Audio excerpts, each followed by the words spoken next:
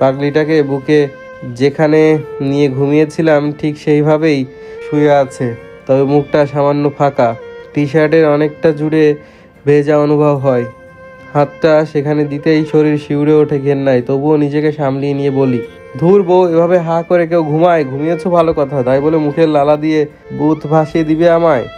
সকাল হয়ে গিয়েছে। অহনা আধো আধো চোখ মিলে তাকিয়ে আমাকে দেখেই চমকে ওঠে। এক লাফে আমার বুকের উপর থেকে নেমে গিয়ে লাইট জ্বালায় আর আমার খুব কাছে এসে দেখতে থাকে খুঁটিয়ে খুঁটিয়ে। ঠিক তখনই চোখ মেলে অহনার দিকে তাকিয়ে হেসে দেয় আর বলি, কি বউ, এভাবে তাকিয়ে আছো কেন? আপনি সত্যি সত্যি এসেছেন? আর কাল সারা রাত আপনার বুকে আমায় নিয়ে ঘুমিয়েছিলেন? হ্যাঁ বউ, কেন তোমার বিশ্বাস হচ্ছে না? না, আমার মনে হচ্ছে আমি স্বপ্ন দেখছি। ধুর পাগলি, দেখো আমি তোমার সামনে। এই বলে বিছানা থেকে উঠে পরম মমতায় অহনার কপালে চুমু দিতে ও কেঁপে ওঠে আর কাবা কাবা কণ্ঠে বলে, এই ছাড়ুন, আমার কেমন কেমন করছে। অহনাকে ছেড়ে দেই, ও ফ্রেশ হতে চলে যায়। আমিও চা খেতে রুম থেকে বের হতেই দেখি বাবা দাঁড়িয়ে। আমাকে দেখেই বলেন, বের হয়েছিস বাবা? হ্যাঁ বাবা, কিছু কি বলবে? হ্যাঁ, আসলে গত রাতে কোনো কিছুর ভাঙা শব্দ পেয়েছিলাম আমি বেশ কয়েকবার। হ্যাঁ হ্যাঁ, আমিও পেয়েছিলাম, মনে হলো কাঁচ জাতীয় কিছু ভেঙে গিয়েছে। তার মানে তোর ঘরে কিছু ভাঙেনি? না বাবা। তাহলে শব্দ হলোটা কিসের? আচ্ছা চলো দেখি পুরো বাড়ির চারপাশে একবার করে দেখে আসি, কোনো কিছু পাই কি না। হ্যাঁ ঠিক বলেছিস, দেখি চল। বাবাকে নিয়ে পুরো বাড়ির চারপাশ খুঁজতে খুঁজতে হঠাৎ ফুলের টবের কাছে কিছু কাচের বোতল ভাঙা দেখে বাবা আর আমি এগিয়ে যাই। বাবা ভাঙা বোতল হাতে নিয়ে নাকের কাছে নেয় আর অবাক হয়ে আমার দিকে তাকিয়ে বলে, মদের বোতল? কি বলছো বাবা, এসবের বোতল আমাদের বাসায় আসবে কি করে? বাবা হো হো করে হেসে মাথাটা তুলে উপরের দিকে তাকিয়ে বলে, হিসাব মিলে গেছে তৌফিক, তামিম আর রিমের কাজ এটা, ওরাই খেয়েছে এইসব ছাইপাশ। বুঝে গেছি বাবা। আর জানো, কুকুরের লেজ কখনোই সোজা হয় না। তাই এক্ষুনি তোর আম্মুকে বলে আসি তার বড় ছেলের কাজের কথা। বাবা থামো, তোমার সাথে কথা আছে আমার। কথা? বল, কি কথা? তোমাকে তামিমকে বাসায় আনতে কে বলেছিল? আসলে বাবা, রিমি প্রেগনেন্ট শুনে আমি খুশি হয়েছিলাম, তারপর আবার তামিম আবদার করে বসলো রিমিকে নিয়ে কিছুদিন আমাদের বাসায় থাকবে। তো তো আমি তাহসিন আর রাইসার কথা ভেবে রাজি হয়ে যায়। আর এই সময় মেয়েদের একটু যত্নের প্রয়োজন, তুই তো জানিসই রিমির কেউ নেই, তাই এনেছি। বাবা তোমাকে একটা সিক্রেট বলি। সিক্রেট? হ্যাঁ বাবা, তবে কাউকে বলবে না তো তুমি? আচ্ছা বল। রিমির বাবা এহসান খান মরেনি, সে বেঁচে আছে বাবা। আমেরিকায় সে বেশ ফুর্তি করে বেঁচে আছে। কি বলছিস তুই এসব? তিনি তো 3 বছর আগে মারা গিয়েছে। ধুর বাবা, আমি নিজ চোখে নিশুর বিয়েতে গিয়ে দেখেছি, নাফিস খানের সাথে মনে হয় এহসান খানের নিবিড় সম্পর্ক আছে। কি বলছিস সব? তাহলে তিনি কেন মৃত্যুর মতো একটা জঘন্য নাটক করলেন? সেটাই বের করতে হবে বাবা। তামিম আর রিমির উপর কঠিন নজর রাখতে হবে, এরা কিছু লুকাচ্ছে। বুঝেছি, এখন চল নাস্তা করব। নাস্তা করতে বসেছি সবাই মিলে, তবে তাহসিন রাইসা নেই, ওরা হোস্টেলে চলে গিয়েছে। নাস্তা করার এক পর্যায়ে রিমি ভাবি বলে ওঠে, অহনা রেডি হয়ে নিও, নাস্তার পর আমরা ডাক্তারের কাছে যাব, সাথে তোমাকেও নিব। বাবা আমার দিকে এক পলক তাকিয়ে বলে, অহনা মা, তুই কি যাবি তোর ভাই ভাবির সাথে? না বাবা, আমার স্বামী তো এসে গেছে, শুধু শুধু ভাই ভাবির সাথে গিয়ে তাদের মাঝে হাড্ডি কেন হতে যাব? ভাবি আপনি বরং যান, আমি আপনার দেবরের সাথেই যাব। আম্মু অহনার কথা শুনে হুট করে বলে ওঠেন, বাবারে বাবা, মরে যায় এইসব নাটক দেখে। ছেলেটা রাতে এসেছে, একটু রেস্ট নিবে তা নয় বউকে নিয়ে ডাক্তারের কাছে ছুটবে। আমরা মনে হয় মা হইনি, অনলাইন থেকে 3-3টে ছেলেমেয়ে ডাউনলোড করেছি। রেনু ঠিক বলেছো, আমরা হসপিটাল থেকে ডাউনলোড করেছি, কেননা তুমি 1 মাস থেকে এত বমি আর কাঁদতে যে 10 মাস তোমাকে হসপিটালেই রেখেছিলাম।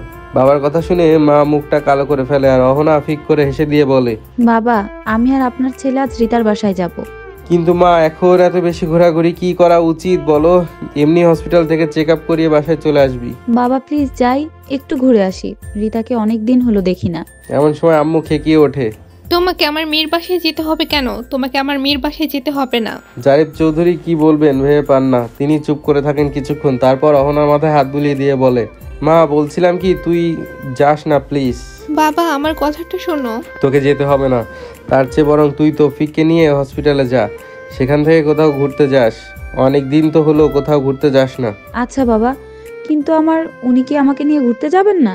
অহনাকে আমায় উনি বলতে দেখে বাবা চুপ হয়ে যান, শুধু এক পলক আমার দিকে তাকাই, সেটা দেখে আমি বলি, আরে কি বলো এগুলা অহনা, তুমি আমার উনি হও, তোমাকে না নিয়ে গেলে যাবোটা কাকে বলো তো? তাহলে সত্যি সত্যি তুমি আমাকে নিয়ে ঘুরতে যাবে? হ্যাঁ গো বউ, হ্যাঁ নিয়ে যাব। খাওয়া শেষ করো এখন, আর কোনো কথা নয়। সবাই খেতে শুরু করেছে। এমন সময় তামিম ভাইয়া বলে ওঠে, মা, কি চলছে ডাইনিং টেবিলে এসব? আমি কি বলবো, তোর বাবাকে বলছি লজ্জা শরম কিছু নেই দুটো। টেবিলে যে বড় ভাই বড় ভাবি বসে আছে সেদিকে খেয়াল নেই, নিজেদের মাঝে ফুসুর ফুসুর করছে। বাবা এবার কিছুটা গর্জে ওঠেন। রেনু, পরের বার তুমি আর একটা বেশি কথা বললে তোমার একদিন কি আমার একদিন। বেশ বকো তুমি, তাই না? ছোট ছেলে মেয়ে এমন দুষ্টুমি করতেই পারে। এমন সময় রিমি ভাবি বলে ওঠে, তাই বলে বাবা আমাদের সামনে করবে? ওদের না হয় লজ্জা নেই, আমাদের তো আছে। ভাগ্য ভালো বুঝলে তামিম, ছেলে মেয়েকে এসব দেখার আগে হোস্টেলে পাঠিয়ে দিয়েছি। হ্যাঁ তুমি ঠিক বলেছো, ওরা হোস্টেলে আমার মতো শৈশব পাবে না, এটা আমি নিশ্চিত। তামিম ভাই আর রিমি ভাবির কথা শুনে অহনা মাথা নিচু করে ফেলে, যেটা বাবার চোখ এড়ায় না। তিনি জোর গলায় আবারও বলে ওঠে, বাহ বাহ রেনু, দেখো দেখো তোমার ছেলে আর ছেলের বউ বলে কি। তা তামিম খান ভুলে গেছেন বুঝি? বিয়ের পর যখন ডাইনিং টেবিলে খেতে আসতেন তখন না খেয়ে বউয়ের পায়ের সাথে পা লাগিয়ে খেলতেন। তামিম আর রিমি বাবার কথা শুনে চোখ বড় বড় করে তাকান। বাবা বিজয়ের হাসি দিয়ে বলেন, ভুলে গেছেন তামিম খান? আপনি ভুললেও আমি ভুলিনি। যাই হোক ওসব কথা, এটা তৌফিক অহনার বাড়ি। আশা করি আপনি তাদের বাসায় তারা কি করবে না করবে সেই বিষয়ে নাক গলাবেন না। জারিফ, তুমি এখনো মরে যাওনি যে আগেই বাড়ি কাউকে দিয়ে দিবে? ঠিক বলেছ রেনু, তবে চৌধুরী বংশের রেওয়াজ অনুযায়ী পরিবারের ছোট ছেলে বাড়িটা পাবে। সেই হিসেবে আমি বেঁচে থাকি আর মারা যাই, বাড়িটা তৌফিকের, অর্থাৎ আমার ছোট ছেলের। বাবার কথা শুনে আর চোখে তাকায় তামিম ভাইয়ের দিকে। তার চোখ মুখ লাল হয়ে গিয়েছে, যেটা দেখে মুচকি হাসি আমি আর বলি, বাবা রিমি ভাবির বাবা এহসান খান নাকি মারা গিয়েছেন। তা তুমি কি তার লাশ দেখেছিলে বা জানাজায় অংশগ্রহণ করেছিলে? না, সেই সুযোগ হয়নি, শুধু আমি শুনেছিলাম। আর দাফন নাকি আমেরিকায় তার বাংলোতে হয়েছে। তা বাবা 4 বছর পর কি সেই মৃত মানুষ কারো বাসায় বিয়ের দাওয়াত খেতে যেতে পারে? হ্যাঁ, পারবে না কেন, ভূত তো যেতেই পারে। কিন্তু বাবা তাকে তো কেউ দেখতো না, আমি কি করে তবে দেখলাম? হতে পারে দেখার ভুল, কিন্তু বাকিটা বলার আগে তামিম ভাইয়া টেবিলে জোরে একটা ঘুষি মেরে বলে, তৌফিক বেশি কথা বলবি না আমার শ্বশুরকে নিয়ে। তিনি বেঁচে থাক আর নাই থাক তাতে তোর কি, বলতো তোর কি? আর বাবা তুমি দেখি দিন দিন ফাজিলের মতো হয়ে যাচ্ছ, এটা কি ঠিক? হ্যাঁ হয়ে যাচ্ছি, তাতে তোমার কি কোনো সমস্যা তামিম খান? হ্যাঁ হ্যাঁ হ্যাঁ আমার সমস্যা, আর এই সমস্যা দূর হবে তখনই যখন তুমি আমায় তোমার সব সম্পত্তি লিখে দিবে তখন। কি কি বললে ভাইয়া, তোমাকে সম্পত্তি লিখে দিবে? হ্যাঁ আমাকে সম্পত্তি লিখে দিবে। তোমার সম্পত্তি কোথা থেকে এলো? তুমি তো এহসান খানের সাথে যুক্ত হয়ে বাবাকে ধ্বংস করে দিয়েছিলে। হ্যাঁ দিতে নিয়েছিলাম, তাতে তোর কি? বাবা হয় আমার, আর সেই অধিকারে আমি আমার সম্পত্তি বুঝে নিব। তামিম খান মজা ভালোই করতে পারো দেখছি, তোমার কোনো সম্পত্তি নেই, সো চুপ, জাস্ট চুপ। আর একটা শব্দ উচ্চারণ করলে তোর কণ্ঠনালে আমি টেনে ছিঁড়ে ফেলবো। কি বললি তুই? কথাটা বলে তামিম আমার দিকে তেড়ে আসতে নিবে তার আগে টেবিলে থাকা তামিমের ডান হাতে কাঁটা চামচ বসিয়ে দিয়ে ঝুপঝাপ কয়েকটা ঘুষি মারি ওর নাকে।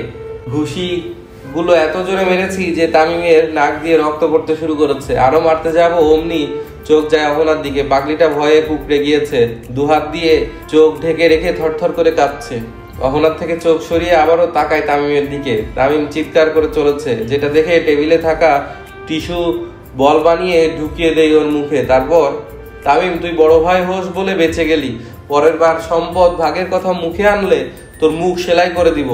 কথাটা বলে অহনাকে কোলে তুলে নেই আমি। তারপর ওর কানে কানে গিয়ে বলি, আরে পাগলি ভয় পেও না, তোমার স্বামী তোমার পাশে আছে। আমার দেহে যতক্ষণ প্রাণ থাকবে ততক্ষণ তুমি নিরাপদ।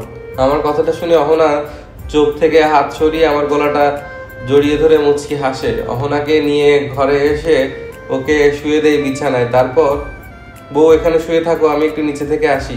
অহনাকে রেখে আসতে যাবো অমনি বলে ওঠে, জনাব, রাগটা কমালে হয় না? এভাবে মুহূর্তে এমন কিছু করে ফেলবেন আপনি, আমি তো ভাবতেই পারছি না। ভেবে লাভ নেই তোমার বউ, তুমি শুধু আমার চোখে ভালোবাসায় দেখবে, অন্য কিছু নয়। রুম থেকে বের হয়ে ড্রয়িং রুমে এসে দেখি রিমি আর তামিম নেই। বাবা বসে আছেন ডাইনিং টেবিলে, একটু একটু করে খাচ্ছে। আমি তার পাশে গিয়ে বসি। বাবা এক পলক আমার দিকে তাকিয়ে বলে, তৌফিক বাপ, এটা কি ঠিক করলি? ও তোর বড় ভাই হয়, আর বড় ভাইয়ের গায়ে কেউ এভাবে হাত তোলে? বাবা আসলে রাগ উঠেছিল মাথায়, কিভাবে বলতে পারে তার সম্পদের ভাগ চাই? সে কি করেছিল তার শ্বশুরের সাথে মিশে, সেটা কি ভুলে গিয়েছে ও?